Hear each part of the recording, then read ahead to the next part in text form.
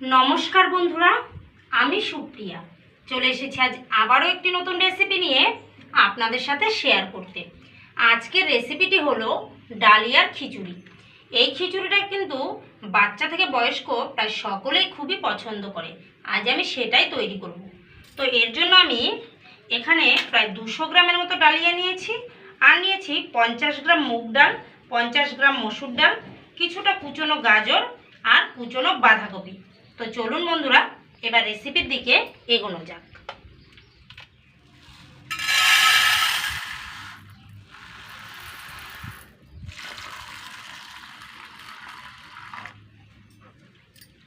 ডালগুলোকে খুব সুন্দর করে ধুয়ে বেশ কিছু সময়ের জন্য এটা ভিজিয়ে রাখবো।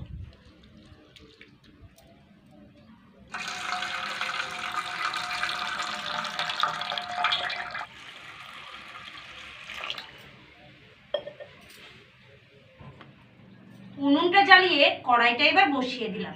এবার কড়াইয়ের মধ্যে দিয়ে দিচ্ছি তেল।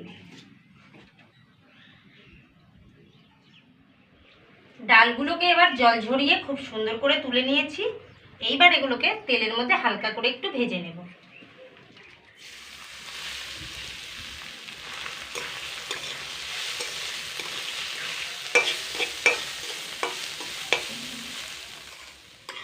ডালটা মোটামুটি প্রায় 50% মতো ভাজা হয়ে গেছে। এবার আমি এর মধ্যে দিয়ে দিচ্ছি ডালিয়াগুলো।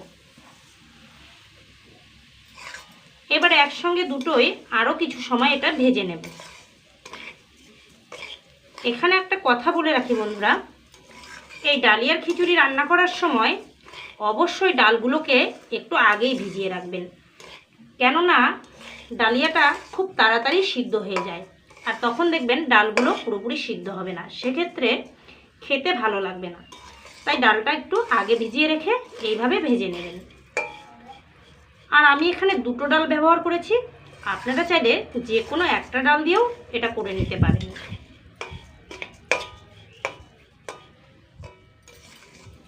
ডালিয়া আর ডাল খুব সুন্দরভাবেই ভেজে নেওয়া হয়ে গেল। এবার এটা তুলে নিচ্ছি।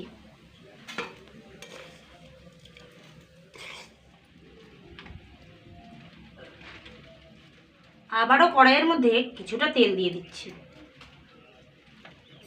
তেলের মধ্যে ফোড়ন হিসাবে দিয়ে দিচ্ছি 1 চামচ 5 ফোড়ন, 2টো তেজপাতা। এবার দিয়ে দিচ্ছি কয়েকটা কাঁচা লঙ্কা।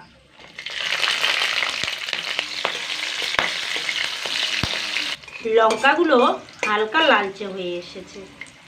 এবার দিয়ে দিচ্ছি আদা বাটা, জিরে বাটা, স্বাদ মতো লবণ। মশলাটাকে খুব সুন্দর করে কষিয়ে নেব।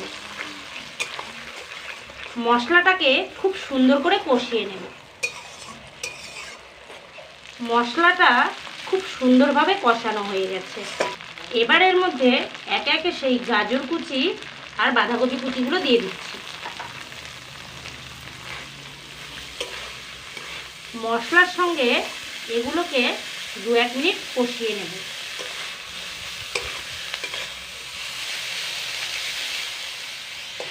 দু এক মিনিট এটা কষিয়ে নিয়েই এবার এর মধ্যে দিয়ে দেব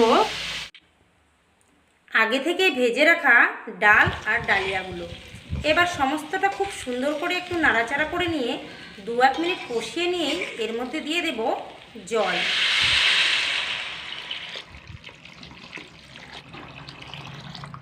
জলের পরিমাণটা আমি একটু বেশি করেই দিয়েছি, কেননা ডালিয়া কিন্তু দেখবেন পাতলা খেতেই ভালো লাগে, বেশি ঘন হলে খেতে খুব একটা ভালো লাগে না।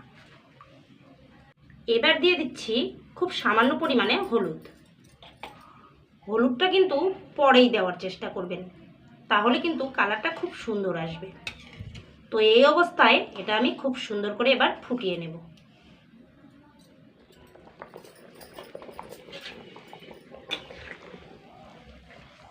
অনেকটাই কিন্তু ফুটে এসেছে, এটাকে আরও বেশ কিছু সময় এইভাবেই ফুটিয়ে নেব।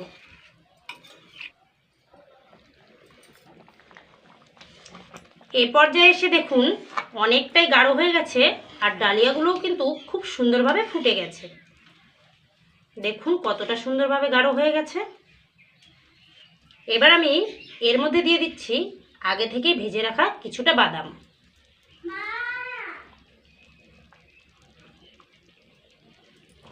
এবার দিয়ে দিচ্ছি 1 চামচ ভাজা জিরের গুঁড়ো।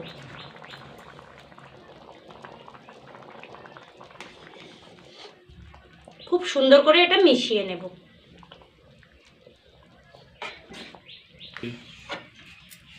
খুব সুন্দর করেই এটা মেশানো হয়ে গেল। এবার এটা নামিয়ে নেব।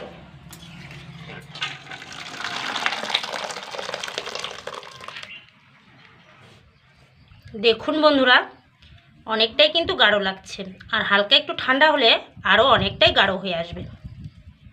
এ পর্যায়ে আমি এর মধ্যে কিছুটা ঘি দিয়ে দিচ্ছি। ঘিটা অবশ্যই পরে দেওয়ার চেষ্টা করবেন, তবে একটা খুব সুন্দর সুগন্ধ থাকবে। এইবার এটা পরিবেশন করে নেওয়ার পালা। দেখতে দেখতেই রেসিপিটা আমাদের তৈরি করা হয়ে গেল। আর দেখতেই পেলেন কত সহজ রেসিপি। যদি ভালো লাগে অবশ্যই একবার বাড়িতে ট্রাই করবেন। আশা করছি খুবই ভালো লাগবে। আর কেমন লাগে কমেন্ট বক্সে জানাতে কিন্তু একদম ভুলবেন না। তো বন্ধুরা, আজ এ পর্যন্তই। পরবর্তী কোনো ভিডিও নিয়ে আবারও আপনাদের সামনে চলে আসব। ততক্ষণ ভালো থাকবেন, সুস্থ থাকবেন, আর এইভাবেই আমাদের পাশে থাকবেন। নমস্কার।